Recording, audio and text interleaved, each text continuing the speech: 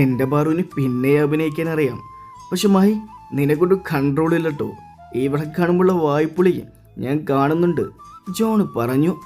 അതെ അതെ, അജുവും അതിനെ സപ്പോർട്ട് ശരിവെച്ചു. ഓ, മഹി അലസമായി മൂളി. അങ്ങനെ അവർ പരസ്പരം കളിയാക്കിയും വിശേഷങ്ങൾ പങ്കുവച്ചും അവരുടെ ലോകത്ത് പോയി. ഇതേ സമയം ദൈവമംഗലം മരണവിന് തുല്യമായിരുന്നു. അവരുടെ രാജകുമാരിയുടെ ചിരിയും കളിയും. കൊലുസിൻ്റെ കിലുക്കവും നഷ്ടപ്പെട്ട ആ വീട് മൂകമായി കിടന്നു. ആർക്കും ഒന്നിനും ഒരു ഉന്മേഷവും ഉണ്ടായിരുന്നില്ല. എന്നാൽ ഇവരുടെ സങ്കടത്തിൽ 3 മനസ്സുകളിൽ ആനന്ദം നിറഞ്ഞു. എല്ലാവരും ഹാളിൽ ഇരിക്കുന്നുണ്ട്. ഫ്രണ്ടിൻ്റെ വീട്ടിൽ പോവാൻ ഇറങ്ങിയതാണ് അർണവ് എന്ന രുദ്രൻ. രുദ്ര, മോളുടെ വിവരം വല്ലതും കിട്ടിയോ? വിശ്വനാഥൻ ചോദിച്ചു. ദേവമംഗലത്ത് വിശ്വനാഥനും ഭാര്യ കല്യാണിക്ക് 4 മക്കൾ. ജയപ്രകാശ് ഭാര്യ ദേവിക, ഒരു മോന്. Arnav Rudra IPS officer. ഭാര്യ ശിവാനി അർണവ് ഡോക്ടറാണ്. രാമചന്ദ്രൻ ഭാര്യ പ്രിയ, 2 മക്കൾ. ആകാശ് ചന്ദ്ര DM ഗ്രൂപ്പ് ഇപ്പോൾ നോക്കി നടത്തുന്നു. അക്ഷയ് ചന്ദ്ര ഡോക്ടറാണ്. ശിവരാമൻ ഭാര്യ പാർവതി, മക്കൾ ഗൗതം ശിവ IAS ആണ്. ഗൗരി പാർവതി. വസുന്ധര ഭർത്താവ് പ്രദീപ്, മക്കൾ പ്രതീഷ്, ശിവാനി. ഇല്ല മുത്തശ്ശ, അവൻ തലതാഴ്ത്തി പറഞ്ഞു. ആരുടെയും കൂടെ ഒളിച്ചോടി കാണും. നശൂലം, വസുന്ധര കുറിവിച്ചുകൊണ്ട് പറഞ്ഞു. അപ്പച്ചി, രുദ്രൻ്റെ അലർച്ചയിലാണ് വസുന്ധരയ്ക്ക് എന്താ പറഞ്ഞെന്ന് ഓർമ്മ വന്നത്. അപ്പച്ചിയുടെ സ്വഭാവമല്ല ഞങ്ങളുടെ പാർവിന്. ഞങ്ങൾ സത്യമെല്ലാം മനസ്സിലാക്കിയതാണ്. ഇനി ഞങ്ങളുടെ പാർവിനെ പറ്റി അനാവശ്യം പറഞ്ഞ അപ്പച്ചെന്നുള്ള കാര്യം ഞാനങ്ങ് മറക്കും. രുദ്രൻ അലറി. നീ അത്ര നല്ലവൻ ചമേണ്ട. അത്രയ്ക്ക് നിനക്ക് നിന്റെ പെങ്ങളെ വിശ്വാസമായിരുന്നേ. അവൾ ആ പാതിരാത്രി ഇവിടെ നിന്ന് ഇറക്കി വിടില്ലായിരുന്നു. ചത്തോ ജീവിച്ചിരിപ്പുണ്ടെന്ന് പോലും ഈ 3 മാസത്തോളം അന്വേഷിച്ചില്ല. അവരും വിട്ടുകൊടുക്കാൻ തയ്യാറായിരുന്നില്ല. അത് കേട്ട് രുദ്രൻ്റെ തല താഴ്ന്നു. അവരുടെ മുഖം പുച്ഛത്താൽ കോടി. വസു, കീറിപ്പൊടി. രംഗം വഷളാവുന്നത് കണ്ട് പ്രദീപ് അലറി. അവർ മുഖം തിരിച്ചു റൂമിൽ പോയി. രുദ്ര, അവൾ പറഞ്ഞെന്ന് ഞാൻ സോറി പറയാം, പ്രദീപ് തലതാഴ്ത്തി പറഞ്ഞു. ഏയ് വേണ്ട ചെറിയച്ച, ഞാനും തെറ്റുകാരനാണ്. അർണവ് വേദന നിറഞ്ഞ പുഞ്ചിരി കൊടുത്തുകൊണ്ട് പുറത്തിറങ്ങി. അവൻ നേരെ പോയത് സ്റ്റേഷനിലായിരുന്നു. അന്വേഷണത്തിൽ വല്ല പുരോഗതിയുണ്ടോ? രുദ്ര സ്റ്റേഷനിൽ കയറി ചോദിച്ചു. രുദ്രൻ്റെ ഫ്രണ്ടാണ് അവിനാഷ്. പാറു കൊച്ചി ഇൻ്റർനാഷണൽ എയർപോർട്ടിൽ ചെക്ക് ഇൻ ചെയ്തിട്ടുണ്ട്. മുംബൈക്കാണ് പോയിരിക്കുന്ന അവി പറഞ്ഞത്. മുംബൈ? രുദ്രൻ്റെ മുഖം സംശയങ്ങൾ ചുളിഞ്ഞു. എടാ, പാറുവിൻ്റെ ഫ്രണ്ട്സ് വല്ല അവിടെ ഉണ്ടോ? അവി സംശയത്തോട് ചോദിച്ചു. ഇല്ലടാ, ഞങ്ങളുടെ അറിവിൽ അവൾക്ക് ചുരുക്കം കുറച്ച് പേരുള്ളൂ.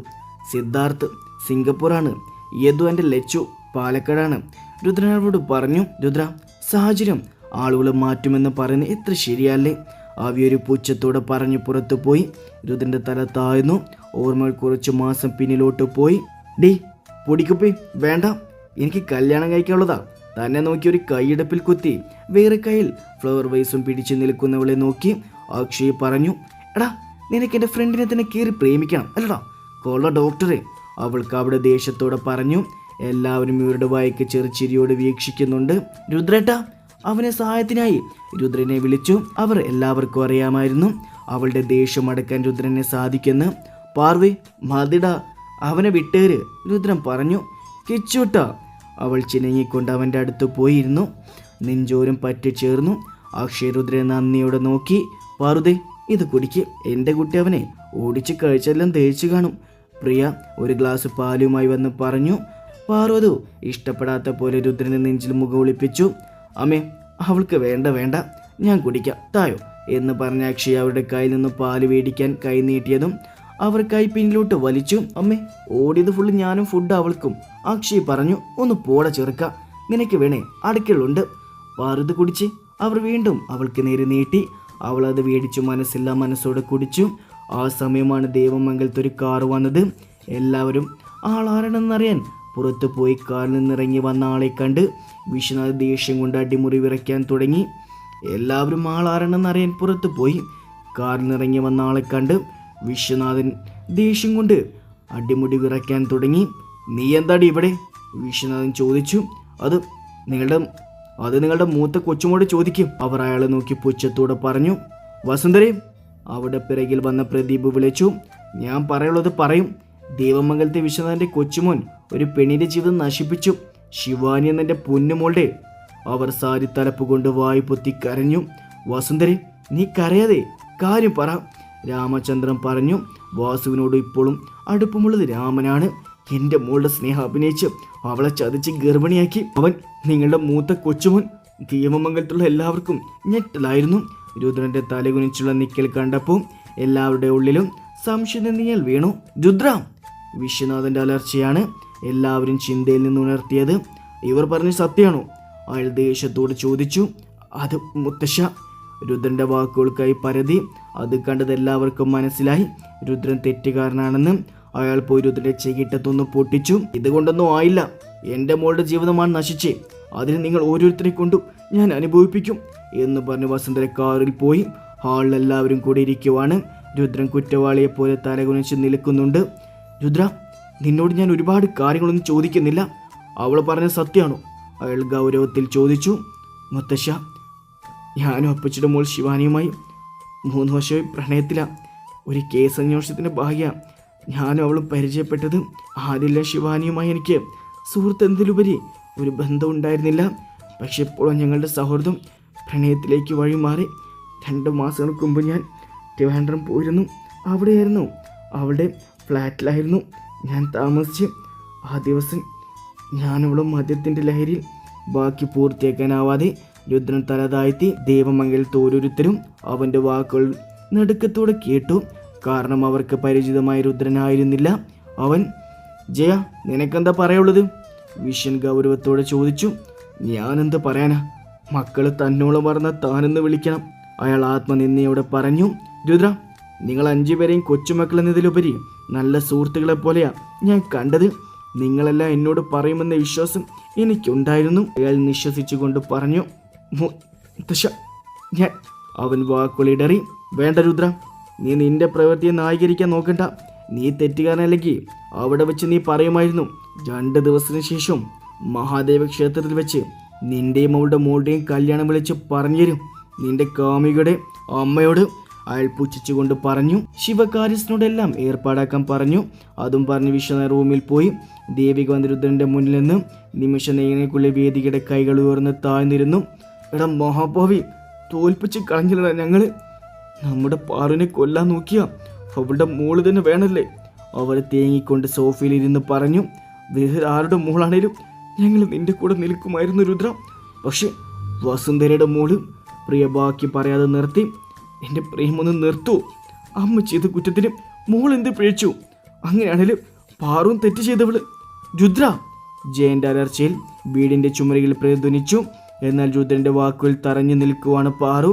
അച്ചുവും അപ്പുവും കണ്ണനും അവനെ ദേഷ്യത്തോടെ നോക്കി. പ്രിയയുടെ കരച്ചിലിന്റെ ശക്തി കൂടി. ഏട്ട, എന്തൊക്കെ പറയണേ? അവൾക്ക് വാക്കുകൾ കിട്ടിയില്ല. നിന്റെ അമ്മ മറ്റൊരുത്തൻ്റെ കൂടെ ഓരോന്ന് വിളിച്ചു പറയുമ്പോൾ രുദ്രൻ അറിഞ്ഞില്ല. ആ ഏട്ടൻ്റെയും കുഞ്ഞിപ്പെങ്ങളുടെയും ബന്ധത്തിൽ വിള്ളൽ വീഴുന്ന ആദ്യത്തെ പടിയാണ്. രുദ്രട്ട പറഞ്ഞ് പൂർത്തിയാക്കും മുന്നേ ഉള്ള ആകാശിന്റെ അലർച്ചയിൽ അവൻ പറയാമെന്നത് എന്താണെന്നുള്ള ബോധം വന്നത്. അനാവശ്യം പറഞ്ഞ ഏട്ടനുള്ള കാര്യം ഞാൻ അങ്ങോട്ട് മറക്കും. സത്യം എന്താന്ന് ഏട്ടെന്ന് ഞങ്ങൾക്കും നല്ല ബോധ്യമുണ്ട്.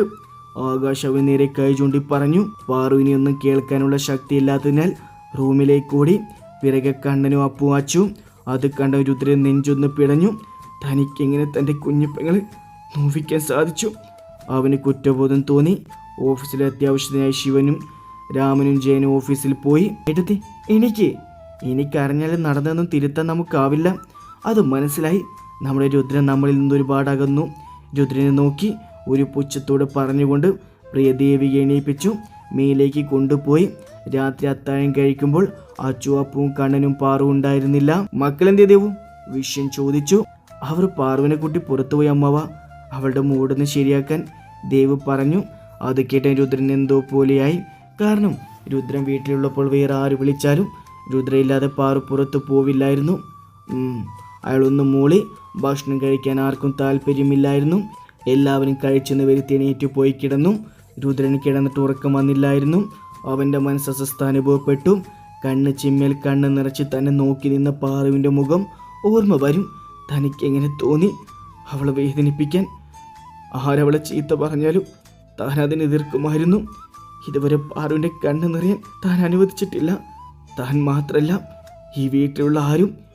എന്നാൽ താൻ കാരണം തന്നെ പാറുവിൻ്റെ കണ്ണ് നിറഞ്ഞതിൽ അവനോട് തന്നെ ദേഷ്യം തോന്നി. അവൾക്ക് അവളുടെ അമ്മയെ പറയുന്നത് മാത്രം ക്ഷമിക്കില്ലെന്ന് അവനറിയാം. എന്തായാലും പാറു വന്ന് സംസാരിക്കാൻ തന്നെ അവൻ തീരുമാനിച്ചു. ആ സമയമാണ് ദേവമംഗലത്തെ മുറ്റത്തൊരു കാറ് വന്നത്.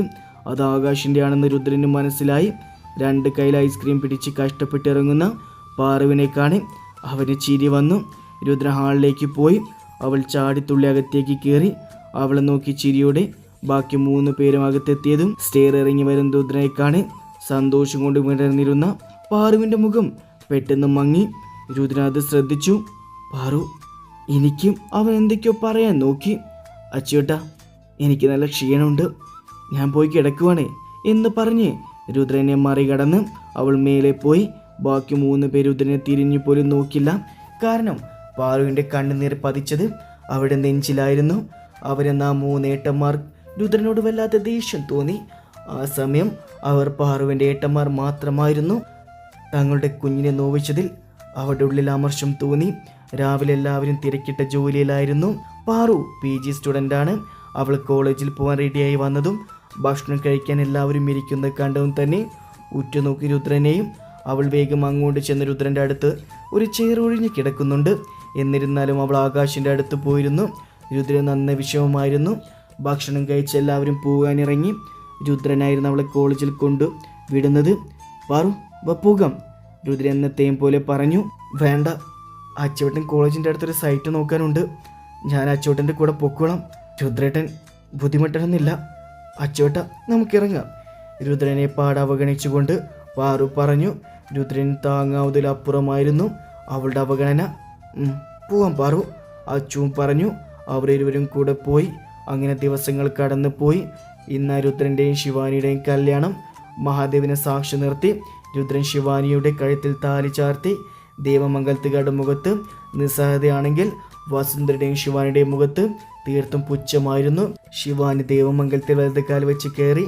ഒപ്പം ദേവമംഗലത്തിൻ്റെ നാശത്തിനായി വസുന്ധരയും. മുഴുതി അവിടെയാണ് പൂജാമുറി, അവിടെ കൊണ്ട് വെച്ചോളൂ. പൂജാമുറി ചൂണ്ടിക്കാണിച്ചു. പ്രിയ പറഞ്ഞു. അപ്പച്ചി. ശിവാനി വിളക്കുമായി പൂജാമുറിയിൽ ചെന്ന് പ്രാർത്ഥിച്ചു. പാറു, ശിവമോൾക്ക് റൂം കാണിച്ചു കൊടുക്ക്, പാറുവിനോടായി ദേവിക പറഞ്ഞു. വരുവട്ടെത്തി. പാറു ശിവയുടെ കൈപിടിച്ച് റൂമിൽ പോയി. റൂമെത്തിയതും പാറാകത്ത് കയറാൻ പോയി. ഗൗരി, ഒരു മിനിറ്റ്, ശിവ ഗൗരവത്തോടെ പറഞ്ഞു. എന്തായിട്ടെത്തി, ക്ഷീണമെല്ലാം തോന്നുന്നുണ്ടോ? പാറു പരിഭ്രമത്തോടെ ചോദിച്ചു. ഞാനും അർണവും പരിചയപ്പെട്ടപ്പോൾ തൊട്ട് നോക്കുന്നതാ. നിന്റെ പുരാണം ആദ്യമെല്ലാം ഞാനും അത്ര സീരിയസ് കൊടുത്തില്ല. ബട്ട് ഒരു ദിവസം ഞാൻ അവളോട് ചോദിച്ചു, ഞാനാണോ പാറുവാണോ നിന്റെ ജീവിതത്തിൽ വിലപ്പെട്ടതെന്ന്. അവൻ പറഞ്ഞു പാറുവാണെന്ന. ഏട്ടത്തി, ഞാൻ പാറുടെ ഇറച്ചിയോടെ പറയാൻ തുടങ്ങി. ഇല്ല പാറു, ഏതൊരു പെൺകുട്ടിക്കാൻ താൻ സ്നേഹിക്കുന്ന പുരുഷൻ മറ്റൊരാളെ അവളേക്കാൾ കൂടുതൽ സ്നേഹിക്കുന്നത് ഒരിക്കലും അംഗീകരിക്കാൻ പറ്റില്ല. അതുപോലെയാണ് എനിക്കും. പാറു പ്ലീസ്, എനിക്ക് അർണവനെ വേണം. എന്നേക്കാൾ കൂടുതൽ പരിഗണന അവൻ നിനക്കാണ് തന്നെ. സോ പ്ലീസ് പാറു, അവൽ നിന്ന് ഒരകലം പാലിക്കണം. പിന്നെ കല്യാണത്തിന് മുന്നേ എങ്ങനെയാണ് ഏതാണെന്നും എനിക്കറിയില്ല. ബട്ട് ഇനി ഈ മുറിയിൽ കയറരുത്, അവൾ ഗൗരവത്തോടെ പറഞ്ഞു. എല്ലാം കേട്ട് കണ്ണീരോടെ നിൽക്കാനേ പാറുവിന് കഴിഞ്ഞുള്ളൂ. ഞാൻ പറഞ്ഞത് മനസ്സിലായില്ലെന്നുണ്ടോ? ഗൗരിക്ക് പ്രതികരണമൊന്നും ഇല്ലാതെ നിന്ന ഗൗരിയോട് ശിവ ചോദിച്ചു. എല്ലായിടത്തി എനിക്ക് മനസ്സിലായി, ഞാൻ രുദ്രട്ടിൽ നിന്ന് ഒഴിഞ്ഞു മാറിക്കോളാം. അത്രയും പറഞ്ഞുകൊണ്ട് പാറു പോയി. എന്നാൽ ഇതെല്ലാം കേട്ട് 3 പേര് അവിടെ നിന്നത് അവർ അറിഞ്ഞില്ല. മാസങ്ങൾ കടന്നു പോയി. ശിവാനിക്ക് 5ാം മാസമാണ്. അച്ചുവും അപ്പവും കണ്ണനുമെല്ലാം അവരുടെ തിരക്കുകളിലേക്ക് ഓളിയിട്ടു. Gauri PG final exam result വരുവാനായി വെയിറ്റ് ചെയ്തു. ഈ കാലം അത്രയും രുദ്രനെ അവഗണിക്കാൻ പറ്റുന്ന അത്രയും ഗൗരി അവഗണിച്ചു. ആ സമയത്തിനുള്ളിൽ രുദ്രൻ്റെ ഉള്ളിൽ ശിവാനി ഗൗരിയെ പറ്റിച്ച് വിഷം നിറച്ചിരുന്നു. ദേവമംഗലത്തെ എല്ലാവരും തിരക്കായിരുന്നു. ആ ദിവസം വിശ്വൻ്റെ അനന്തരവൻ്റെ കല്യാണമാണ്. ശിവാനിക്ക് യാത്ര ചെയ്യാൻ ബുദ്ധിമുട്ടുള്ളത് കൊണ്ട് പോയില്ല. പാറുവും പോയില്ല. മുറിയിലിരുന്ന് മടുത്തപ്പോഴാണ് പാറു പുറത്തേക്ക് ഇറങ്ങിയത്. രുദ്രൻ്റെ റൂമെത്തിയതും അടക്കിപ്പിടിച്ചുള്ള സംസാരം കേട്ട് ആദ്യം അവളുടെ തോന്നലാവെന്ന് പറഞ്ഞ് നടക്കാൻ തുടങ്ങിയതും ഒരു പുരുഷ ശബ്ദം കേട്ട് പാറു അവിടെ തന്നെ നിന്നു. Hey Shiva, how is my little champ? Moment വന്നു. എല്ലാ വിവേക്, 5 മാസം ആവുന്നേ ഉള്ളൂ. അപ്പോഴേക്കുമോ? എന്നാൽ എൻ്റെ വസു ആൻറ്റി അന്ന് പറഞ്ഞപ്പോ ഇത്രയും പ്രതീക്ഷയില്ല. അതെ, അമ്മയൊന്ന് കരഞ്ഞു പറഞ്ഞപ്പോഴേക്കും അയാൾ വിശ്വസിച്ചു. മിസ് വിവേക്, ആർണവ് ഇപ്പോഴും ഞങ്ങൾ തമ്മിൽ അന്ന് അങ്ങനെ നടന്നെന്നാണ്. എനിക്കിതിനൊന്നും താല്പര്യമില്ല. But money is important. More than everything. പാറുവാണ് നമുക്ക് മുന്നിലെ പ്രശ്നം. ദേവമംഗലത്തെ 50% സ്വത്തും അവളുടെ പേരിലാണ്. Like jewellery, college, shopping mall. അർണവിന്റെ പേരിലുള്ളത് കൂടി അവൻ പാറുവിന്റെ പേരിൽ എഴുതി വെച്ചു. DM സൂപ്പർ സ്പെഷ്യലൈസ്ഡ് ഹോസ്പിറ്റൽ ഇന്നോഷിവ. ഈ സ്വത്തെല്ലാം അവളുടെ 23 വയസ്സിൽ മാത്രമേ കയ്യിൽ വരികയുള്ളൂ. അവൾക്ക് 23 ആവാൻ ഇനി 6 മാസം കൂടെയുണ്ട്. അതിനുള്ളിൽ അപ്പോഴേക്കും പാറു കതക് തള്ളി തുറന്നു ഉള്ളിൽ കയറി.